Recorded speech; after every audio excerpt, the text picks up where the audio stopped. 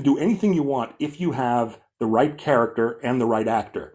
And casting, that's an example where casting is so ideal because Becker was sort of a cranky, non-PC sort of character. But when you have Ted Danson, he's extremely likable. And it's a good rule for writers, especially, I think, to navigate even today when it's harder to do offensive material.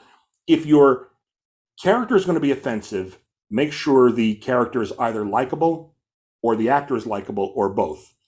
And if the joke is really going to be offensive, make sure it's at the character's expense. Like if you think I always think of like the beginning of Ghostbusters. Bill Murray is introduced to us scamming a girl who's like 15 years younger than he is and randomly electrocuting a kid who has done nothing wrong but just sit there. And any other actor, we would hate that guy, but it's Bill Murray. It's the opposite of Save the Cat. We love him. I spoke to a bunch of students a few years ago and I showed them a clip from Ruthless People. There's a scene at the beginning of the movie where Danny DeVito is talking to his mistress about his wife, Bette Midler, who he hates. And he's saying, I want to kill her. I hate everything about her. He says the great line, I hate the way she licks stamps.